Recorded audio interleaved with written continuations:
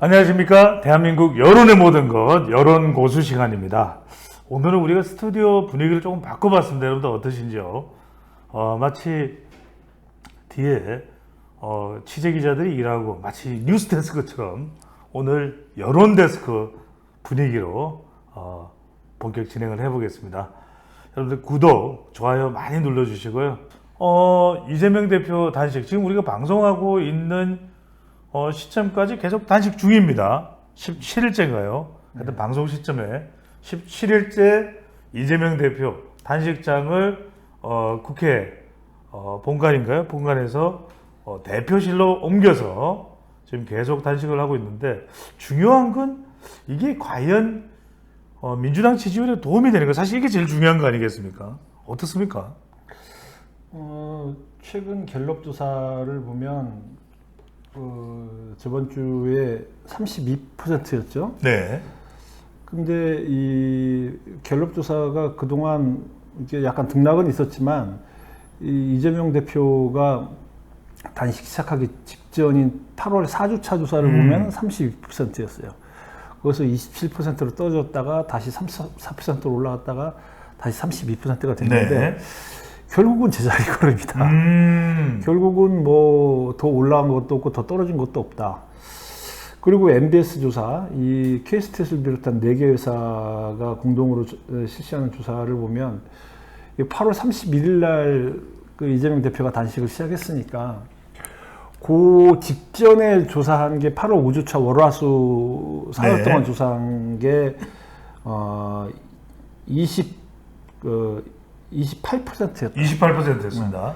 근데 지난주에 26%였다. 더 내려갔네요. 더 내려갔다는 거죠. 예, 더 내려갔고.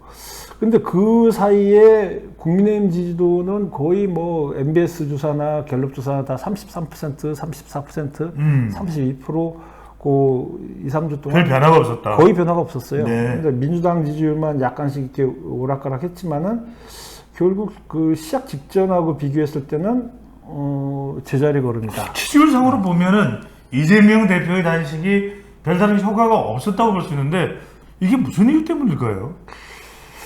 글쎄요, 뭐 저는 가장 큰 게 네.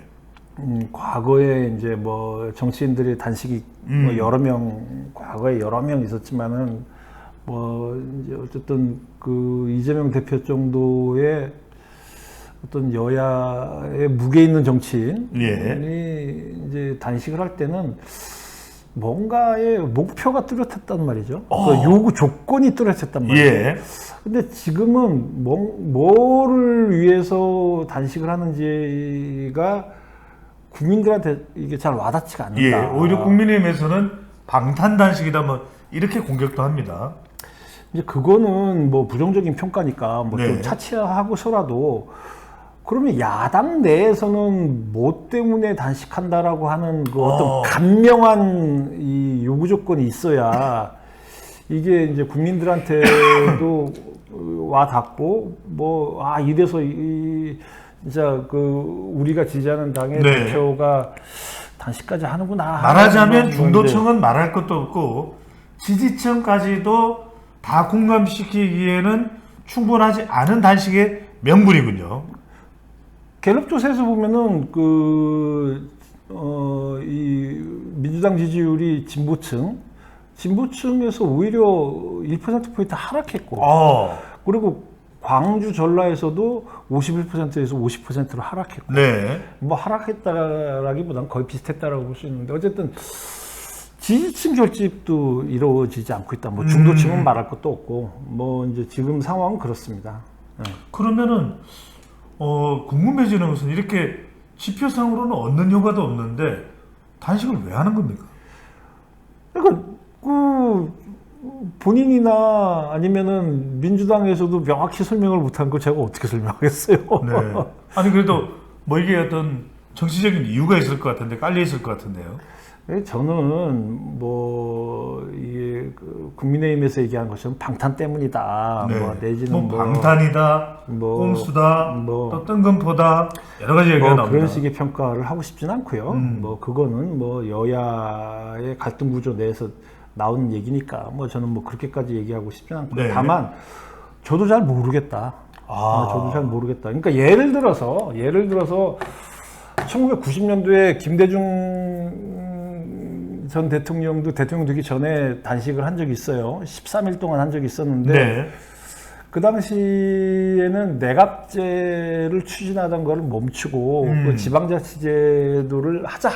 네. 뭐 그런 목표가 있었는데 실제로 지방자치제를 했죠. 그래서 김대중 대통령 네, 때요. 네. 그리고 2014년 때 문재인 전 대통령도 세월호와 관련해서 단식을 한 적이 있어요. 9일 동안, 9일인가 10일 동안 단식을 한 적이 있는데 그때도 세월호 특별법을 제정하자. 네. 그래서 제정이 됐어요. 음. 근데 지금 뭘 하자는 건지 뭐 요구가 굉장히 좀 뭉뚱그려서 얘기하면 그래서 궁금한 건 이상하잖아요. 그래서 궁금한 건 물론 우리 방송을 내보낼 때쯤이면은 단식이 끝날 수도 있겠습니다만 이 단식이 언제 끝나겠느냐? 어떻게 보십니까? 이 단식을 끝낼 수 있는 명분. 근데 또 하나